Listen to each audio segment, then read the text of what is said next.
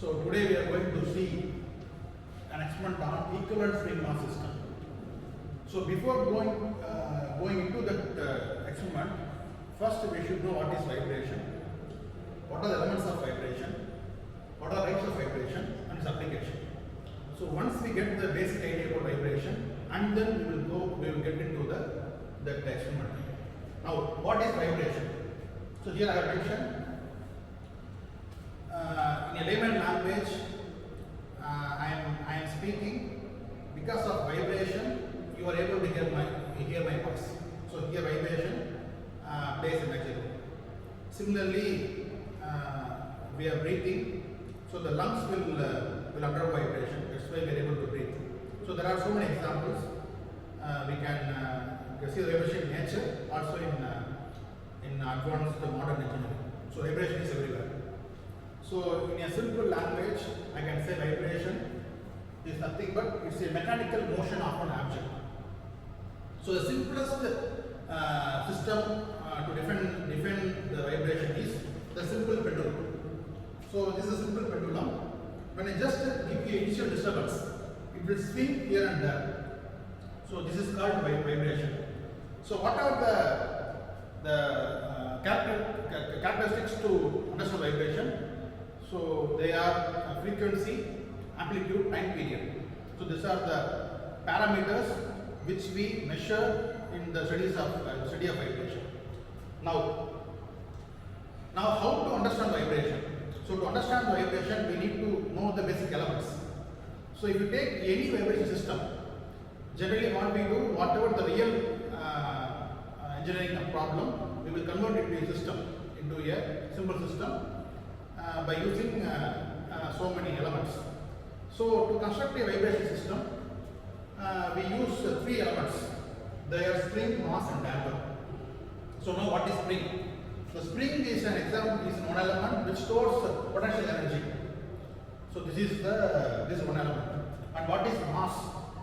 So mass is an element which stores kinetic energy. Again a damper. So damper is nothing but it is the element which will lead to gradual decrease in energy. So example, any viscous fluid will lead to the damper. So these are the three main elements of a vibration system. So here I have shown a simple one-dimensional one degrees of freedom vibration system which having a spring and a mass. So this is a simple representation of a vibrating system with having spring and mass. So here I have not shown any damper. That means it is undamped system. So now we have seen what are the elements of vibrating system. Now let us see what are types of vibration. So basically we can categorize the vibration system into two types: free vibration, forced vibration. What is free vibration? When the system is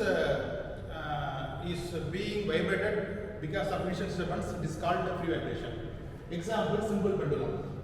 So here what I do, I simply give the initial disturbance and then it will start vibrating for some time. This is called free vibration. And what is forced vibration? For a system, if I apply some external force or external force in some frequency, then it is called forced vibration. Example, you can take a machine, a pump. A pump, any machine or pump would have kept on a foundation stone. So the foundation stone will be subjected to when you turn on that machine or pump, then the foundation block will be subjected to forced vibration.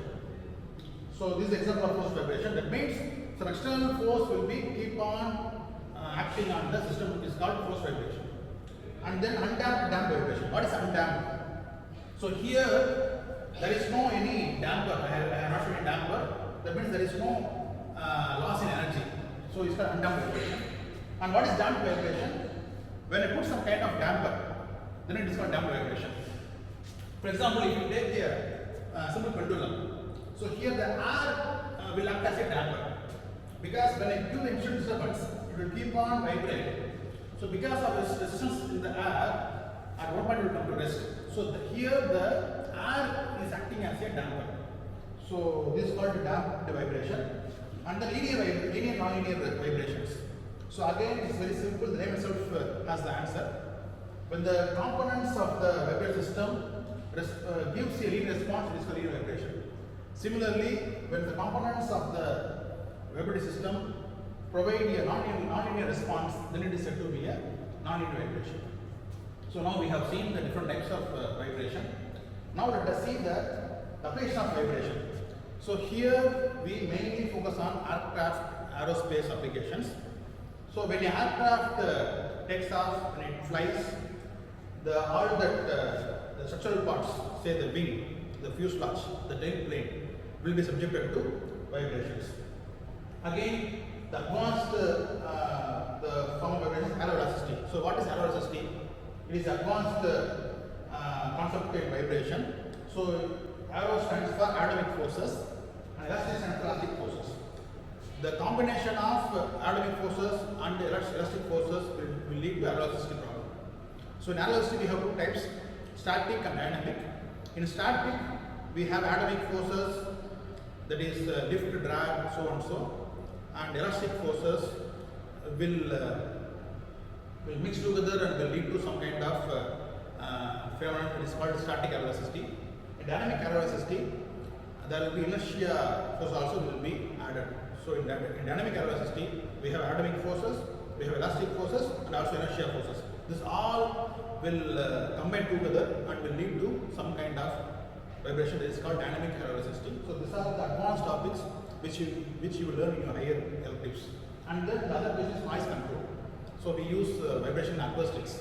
So these are the some basics about vibrations. So far we have seen the theory of vibration. So now I am going to teach how to get the readings from the exponent setup. So first we will see the exponent setup. So we have a nice frame here. In that frame we have a beam which is fixed at this end, and this beam is clamped with a spring, and we have loading screw. So by using this loading screw, one can apply that the stiffness of this change the stiffness of the spring, and here we can apply the load. So here you can add dead weights here, so that the beam will be subject to some load. So these are the basic parts of the given universal vibration apparatus. So your main frame, a beam, a exciter, loading portion, spring, loading screw. So now here we are going to compute the natural frequency of the given swing mass system. So we have a spring, we have a mass. The beam will act as a mass, and the spring will act as elastic part. So we have two components, mass and spring. So we are going to compute the natural frequency of this simple equivalent spring mass system. So let us see how to compute this natural frequency. So for that we have to take so many readings. So we have, this is the loading portion. We need to measure the weight. We need to measure the length of the loading portion, which is L, and then you have to apply the load. So I apply some 2 kg. So now because of it, the spring force, because of that,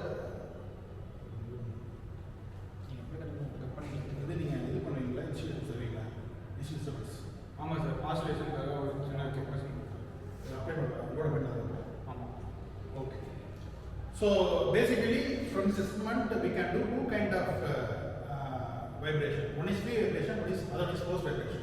Already I have defined what is free vibration. Free vibration is nothing but when the system is will be subjected to vibration due to initial disturbance. That is called free vibration. Forced vibration is nothing but there will be a continuous excitation will be given to the system, so that it will lead to forced vibration. So here in this experiment we are going to apply free vibration. That means after apply load, we will give the initial disturbance, and then the beam will start vibrate like this. So we need to note down that number of oscillations for the given time. So we have to use the stopwatch. So just note down that number of oscillations for the given time, for the given rate. Similarly, for forced vibration, there will be exciter. I need to turn on the motor. Once I turn on the motor, then there will be a external acceleration will be applied. So because of that, the beam will start vibrating. So this is the two kind of vibrations which we can conduct by this setup. But here we are doing only free vibration. So once I apply the load, once I give the initial disturbance, I will note down the number of aspirations for the given time, and then I will compute the time period, and finally I will compute the natural frequency. Once I get the time period, the inverse of time period will give the natural frequency. So here I have shown the formula. So by this way, it is possible for us to compute the natural frequency of a given equivalence spring-on system subject to free or forced vibration. We have a set of equivalent spring mass system. This system consists of a framework wherein you have a pivot point. From there you can attach the beam. This beam is one end attached with the pivot point, and another end is with the spring system. We have a spring here. You can use different springs here for different stiffness values, and you will be able to secure it tightly with the securing nuts. And we have an equivalent mass system where this system you can suspend the different weights here, and you can adjust this in different positions. So from the pivot on the load applying point, we call it L, and you can vary this load applying point, and you can do various experiments. And also you can change the amount of weight you are adding here, and then you can perform experiments. So for performing experiments, what we will be doing is we will be applying the impact load here, and this will start oscillating in this direction. For 10 consecutive cycles, what is the time taken? We will be measuring that for the given weight and the applied load point. Subsequently, we can vary the load applying point or the amount of load which is applied at that point, and we will be able to measure what is the time taken for that particular 10 oscillations. So this you can use visually using a stop clock, or we can record the video, and frame by frame you can see what's the time taken for the given period. With this data, you will be able to calculate what is the natural frequency of the given system.